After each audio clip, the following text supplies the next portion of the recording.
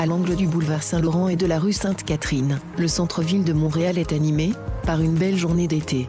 Le ciel bleu parsemé de nuages blancs se reflète sur la paroi de verre d'un immeuble contemporain. Le logo du même s'anime, en blanc sur fond rouge.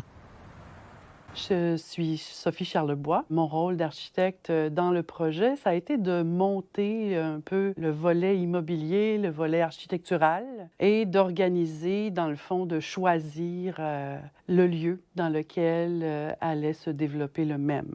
Donc, on est parti de zéro. Comment a été choisi le futur emplacement du MEM?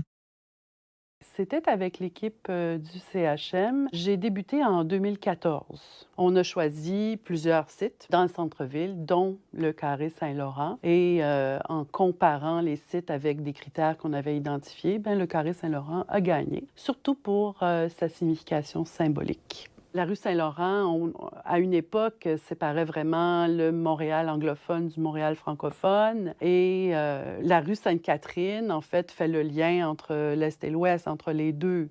En quoi l'architecture a influencé la conceptualisation des espaces? Le concept du bâtiment comportait une diagonale. Et donc, ça a été conservé. Et au début, on trouvait que c'était une contrainte parce que ça nous forçait à subdiviser les espaces. Mais finalement, on s'est dit, pourquoi pas transformer l'espace en ville, donc avec une artère principale, une place, de manière à ce que justement les gens se sentent comme des acteurs, qui se sentent appelés à aller communiquer avec les autres, à échanger, comme dans une ville, sur une place, dans la rue, de parcourir la promenade jusqu'au belvédère, de participer à l'activité de la terrasse. Donc, c'est comme ça que le vocabulaire de l'espace s'est développé. Et je pense que c'est quelque chose qui a inspiré les créateurs du début à la fin. Quelle est la spécificité du MEM? La différence avec le MEM par rapport à un musée classique, c'est que dès qu'on passe la porte, on est dans l'expérience muséale. Le musée est conçu de manière à ce que les visiteurs ne soient pas interpellés simplement pour aller voir une exposition. On se retrouve dans un espace de culture, dans un espace d'histoire et donc, puis d'actualité aussi, hein, ça c'est très, très, très important. Donc, on peut fréquenter le MEM comme on le veut, le jeudi soir peut-être, parce que c'est un endroit où je peux jaser avec des gens de l'histoire et en même temps que je prends un café, que je prends mon temps. Qui es-tu? Je suis François Bellimard, je suis directeur de projet pour GSM Project. On a été mandaté pour être les concepteurs principaux de l'expérience muséale. Quel était le mandat de GSM Project? On a été mandaté pour faire la conception générale de l'expérience de visite, des espaces publics, de l'expo permanente et de l'expo temporaire inaugurale. Puis c'est intéressant parce qu'initialement, on avait, ce qu'on a répondu, il y avait un espace public et des espaces musées, donc tout était déployé comme presque en deux projets différents. Mais plus on avançait, plus finalement c'était un seul et même projet. C'est le même sujet, on veut maximiser les moments où on parle aux visiteurs avec de l'information sur la montréalité en général. C'est devenu un espace de musée léger, avec moins de contenu évidemment, mais à chaque fois qu'on peut, on vient mettre un artefact significatif, une mise en scène théâtrale pour parler de quelque chose en particulier. Dès qu'il y a un petit bout, qu'il y a un espace, on l'utilise, même les salles de bain. Comment GSM Project a intégré les notions d'urbanisme dans le design intérieur?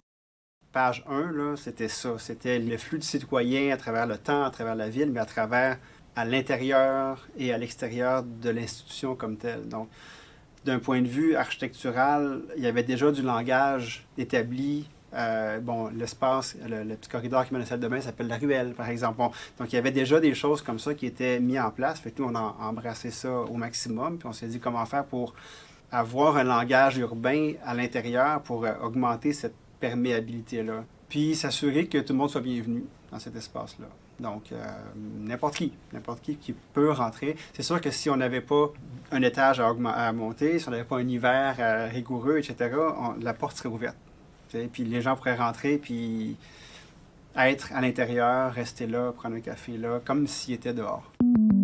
Qu'est-ce qui vous a attiré dans le projet du MEM? Dans le cas du MEM, c'était Pour nous, il était hors de question qu'on ne le fasse pas, parce que c'est vraiment notre ville. On est là depuis 65 ans, puis c'est exactement le genre de travail qu'on aime faire. Le fait que le MEM soit une institution qui est ancrée dans la consultation populaire, c'est quelque chose de particulier, donc c'est pas un musée qui parle avec sa propre voix autoritaire, comme les musées le faisaient à l'époque. C'est vraiment dans l'ADN du MEM de porter la voix des gens vers l'espace de l'institution comme tel. Fait que c'est une particularité qui nous a beaucoup intéressés dans le projet. Puis, d'une façon ou d'une autre, ils ont vraiment à cœur l'expérience du visiteur. Puis qu'en ayant le visiteur au centre de ce qu'ils veulent faire, le citoyen / visiteur, ben pour nous, ça fait partie de... c'est vraiment exactement dans nos valeurs. C'est ça qu'on cherche à... C'est le type de projet qu'on cherche à faire. Notre rôle, c'est vraiment de mettre en espace, mettre en expérience, mettre en image, de trouver la direction artistique et de trouver la clé de ce qu'il faut faire en sorte que peu importe ce qui se passe, peu importe on est où dans le même, il y a un fil conducteur qui est l'expérience du début à la fin pour les citoyens qui mettraient les pieds dans le musée. Animation du logo du MEM et de la ville de Montréal. Audio description, Elocucio.